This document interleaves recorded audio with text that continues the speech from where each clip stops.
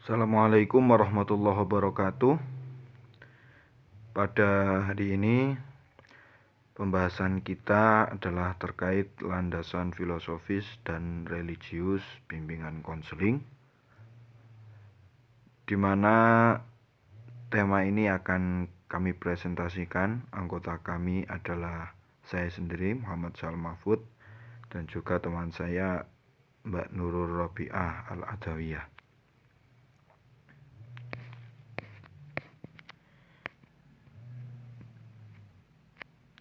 Yang pertama adalah landasan filosofis. Apa itu landasan filosofis? Landasan filosofis di sini diartikan landasan yang dapat memberikan arahan dan pemahaman khususnya bagi guru BK dalam melaksanakan setiap kegiatan bimbingan dan konseling yang lebih bisa dipertanggungjawabkan secara logis, etis maupun estetis.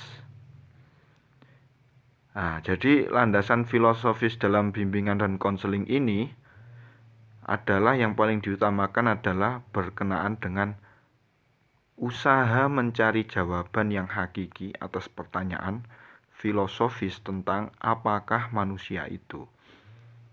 Nah, jadi pada intinya landasan filosofis ini adalah sangat penting untuk diketahui oleh guru BK dalam melaksanakan setiap kegiatan BK-nya, yaitu apa yang penting ia ketahui adalah bagaimana memaknai hakikat manusia itu sendiri.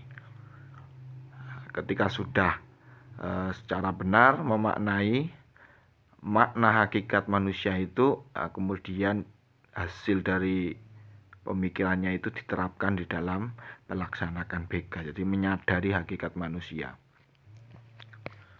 Selanjutnya, maka di sini kita perlu tahu apa sebenarnya hakikat manusia itu. Manusia itu siapa, tujuan hidupnya dan lain sebagainya. Maka di sini saya akan menjelaskan beberapa tafsiran makna hakikat manusia menurut tokoh filsafat Barat, Viktor Frank, Peterson, Albaster, and Lux, Thomson, Rudolph. Mereka di sini mengartikan manusia yang pertama adalah sebagai manusia sebagai makhluk rasional. Artinya di sini makhluk yang mampu berpikir dan mempergunakan ilmu untuk mengembangkan dirinya, untuk mengembangkan potensinya. Jadi seorang guru BK harus sadar bahwa manusia, klaimnya itu ya dari kategori manusia, maka guru BK harus menyadari bahwa klaimnya itu adalah seseorang yang bisa berpikir, seseorang yang bisa mengaplikasikan ilmunya dalam kehidupan sehari-hari, dalam meningkatkan potensi yang dimilikinya. Yang kedua, manusia di sini diartikan dapat belajar mengatasi masalah-masalah yang dihadapinya. Nah, maka yang perlu disadari guru BK adalah kliennya ini tidak boleh dia begitu cepat putus asa. Guru BK harus menanamkan pada jati diri kliennya bahwa semua manusia itu dikaruniai pikiran, dikaruniai akal, sehingga apapun masalah yang menimpa dirinya itu sebetulnya manusia juga dikaruniai kemampuan untuk menyelesaikannya itu. Nah, maka tidak boleh putus asa ketika mendapat masalah yang berat, kemudian dia lari dari masalah itu, entah itu kabur dari rumah atau malah bunuh diri. Nah, jadi manusia itu dapat belajar mengatasi masalah-masalah yang dihadapinya. Hakikat manusia yang selanjutnya adalah bahwa manusia berusaha terus-menerus memperkembangkan dan menjadikan dirinya sendiri, khususnya melalui pendidikan. Nah, jadi manusia itu juga bisa potensi yang ada dirinya itu bisa ia kembangkan, dan cara untuk mengembangkan potensi itu salah satu jalannya adalah melalui jalan pendidikan. Nah, jadi manusia itu bisa diarahkan begitu. Jadi kalau ada klien yang datang kepada guru BK itu ya hal yang seharusnya dilakukan. Kenapa? Karena nanti klien itu akan mendapat arahan, akan mendapat sebuah pendidikan khususnya dalam rangka menyelesaikan masalah klien tersebut. Makna hakikat manusia selanjutnya adalah manusia dilahirkan dengan potensi untuk menjadi baik dan buruk. Nah, jadi manusia lahir ini dia akan berkembang sesuai lingkungannya. Jadi dia bisa baik, dia bisa buruk, tergantung dengan dirinya dan apa yang ada di sekitarnya. Jadi guru BK ini ya salah satu kedudukannya atau salah satu posisinya sebagai pendorong, motivator untuk menjadikan kliennya orang yang baik, juga menjadi orang yang melakukan tindakan preventif pencegahan terhadap kliennya agar kliennya tidak menjadi orang yang buruk. Jadi dua kemungkinan ini bisa sama terjadi. Jadi orang itu bisa baik, orang itu bisa juga menjadi orang yang buruk. Jadi kehadiran BK di sini adalah memotivasi agar kliennya itu menjadi orang yang baik dan mencegah menjadi orang yang buruk, menghindarkan. Makna manusia selanjutnya adalah manusia memiliki dimensi fisik, psikologis, dan spiritual yang harus dikaji secara mendalam. Nah, ini penting untuk guru BK. Jadi karena klien kita ini termasuk kategori manusia, oleh karena itu pasti klien ini juga punya banyak dimensi, punya banyak karakter, punya banyak bentuk psikologinya, model atau situasi psikologinya akan berbeda-beda, bahkan spiritualnya. Nah, maka ketika guru BK ingin menyelesaikan masalah, maka penting sangat untuk mengenal bagaimana situasi psikologinya, spiritualnya, bahkan kepribadian yang beragam. Selanjutnya, makna manusia selanjutnya adalah manusia akan menjalani tugas-tugas kehidupan dan kebahagiaan. Manusia akan menjalani tugas-tugas kehidupannya. Nah, jadi manusia hidup di dunia ini punya yang namanya tujuan. Tujuan itu adalah tak lain adalah kebahagiaan hidupnya. Oleh karena itu, jadi manusia itu pasti memiliki rangkaian step-step tugas-tugas yang harus ia kerjakan untuk mencapai kebahagiaan itu. Selanjutnya adalah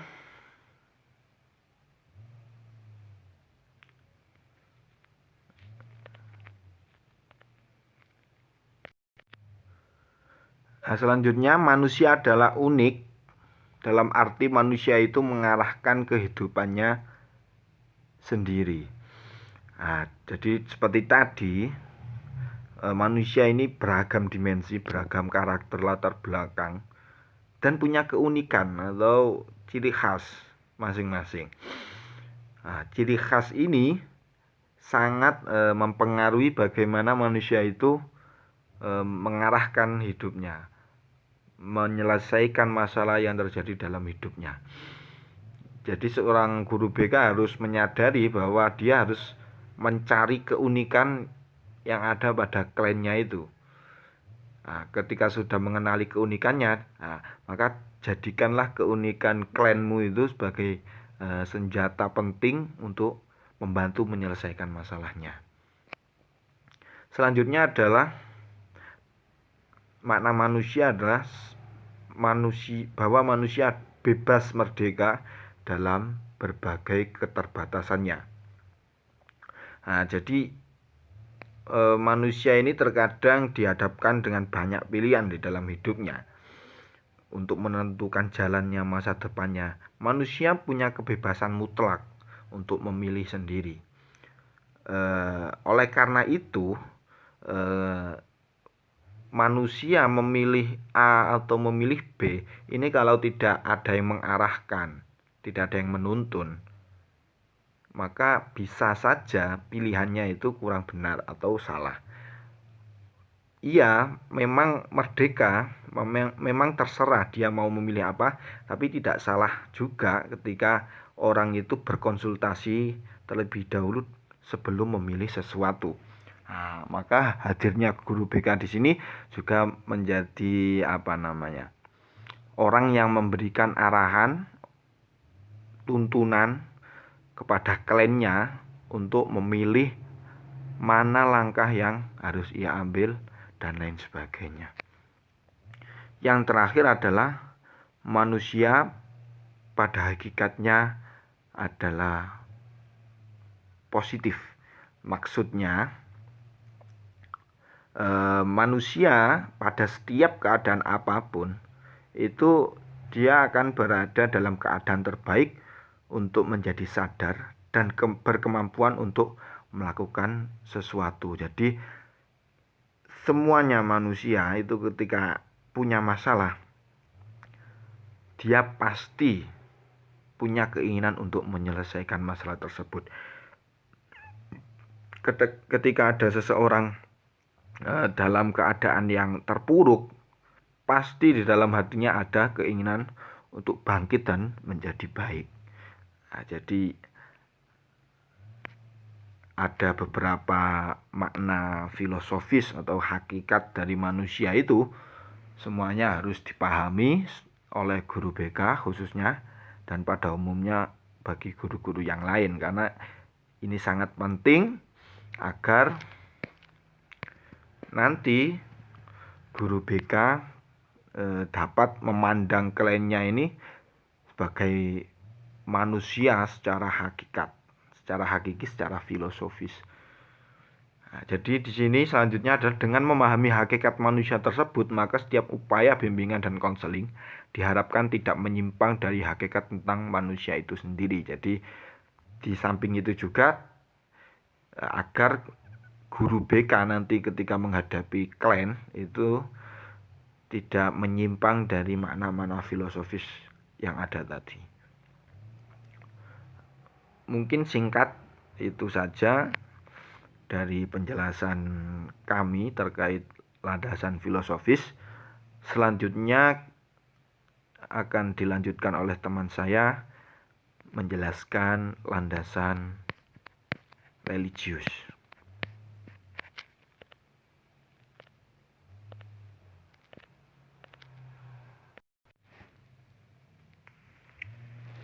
Selanjutnya, landasan religius, di mana bahwa kehidupan manusia di dunia ini tidak dapat dilepaskan dengan kehidupan di akhirat. Jadi, antara dunia dan akhirat itu masih saling berkesinambungan. Dengan kata lain, hidup manusia tidak dapat dilepaskan dari aspek religi atau agama.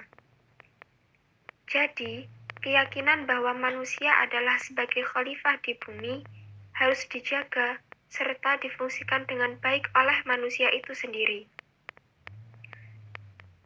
Penerapan unsur agama dalam bimbingan konseling tidak mengharuskan guru untuk menjadi seorang ulama ataupun menjadi pendakwah, namun dilakukan dengan sewajarnya saja. Menjadi seorang konselor tidak boleh menuntut kliennya harus menjalankan apa yang diperintahkannya, tetapi memberikan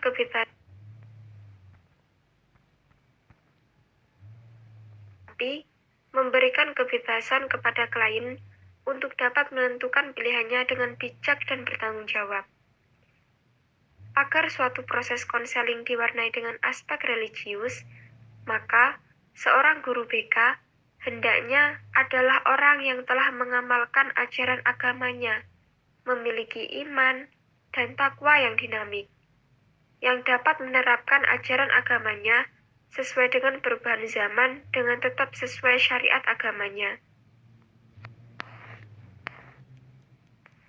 Kemudian, di sini ada landasan agama dalam layanan bimbingan konseling, yang ditekankan pada 3 hal pokok penting, yaitu yang pertama, manusia sebagai makhluk Tuhan. Manusia merupakan makhluk Tuhan yang memiliki sisi-sisi kemanusiaan.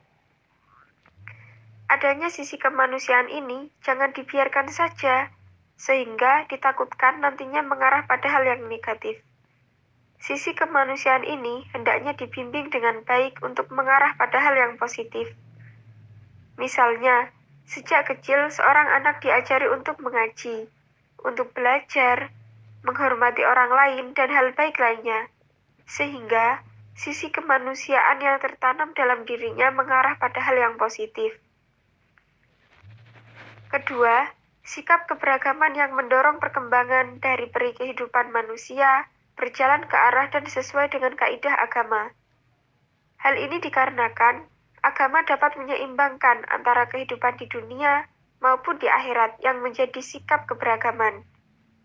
Sikap keberagaman itu difokuskan pada agama itu sendiri, yang meliputi bahwa agama itu merupakan pedoman penting dalam kehidupan, sehingga nilai yang terkandung di dalamnya harus diresapi dan diamalkan. Seperti contohnya yang terkandung dalam Al-Quran. Di dalam Al-Quran itu terdapat kandungan yang mana nilai-nilainya harus diresapi dan diamalkan dalam kehidupan sehari-hari. Kemudian, ada juga sikap keberagaman yang difokuskan untuk menyikapi perkembangan dan peningkatan iptek sebagai upaya lanjut dari penyeimbang kehidupan dunia dan akhirat. Dalam hal ini, kita dapat menggunakan media sosial untuk berdakwah dan mengajak pada kebaikan. Dan yang ketiga, peran optimal dalam kehidupan keberagaman. Suatu upaya yang memungkinkan dapat berkembang dan dimanfaatkannya suasana dan perangkat budaya, seperti ilmu pengetahuan dan teknologi dengan optimal, yang sesuai dengan kehidupan beragama dalam membantu perkembangan dan pemecahan masalah. Pada umumnya, landasan religius ini ingin menetapkan bahwa konseli itu makhluk Tuhan dengan segenap kemuliaan kemanusiaannya menjadi fokus netral dalam upaya bimbingan dan konseling.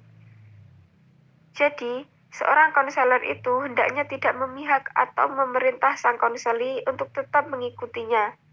Tetapi konselorlah yang harusnya dapat berlaku dinamis sesuai dengan keadaan yang dialami oleh sang konseli. Dengan adanya peningkatan keimanan serta ketakwaan pada sang konseli sendiri, diharapkan dapat memberikan manfaat untuk membantunya dalam memecahkan masalah yang dihadapinya. Kemudian terdapat salah satu tren bimbingan dan konseling saat ini adalah bimbingan dan konseling spiritual. Hal ini diawali dari kehidupan modern dengan segala kehebatan ilmu dan teknologi serta ekonomi yang dialami bangsa-bangsa barat, yang pada kenyataannya menimbulkan berbagai suasana kehidupan yang tidak memberikan kebahagiaan. Berdasarkan kenyataan ini, mendorong kecenderungan untuk berkembangnya bimbingan dan konseling yang berlandaskan spiritual atau religi. Melalui pendekatan agama, seorang konselor diharapkan akan mampu mengatasi permasalahan apapun yang dialami oleh klien atau siswanya. Karena dalam agama telah mengatur segala kehidupan manusia, seperti mengatur bagaimana agar hidup manusia dalam keadaan yang tentram batin atau jiwanya, atau dengan kata lain bahagia di dunia dan akhirat. Misalnya saja, ketika seseorang merasa sangat berdosa terhadap apa yang telah ia lakukan, dalam Islam dianjurkan untuk beristighfar yang nantinya dapat memberikan pengaruh ketenteraman batin atau jiwanya.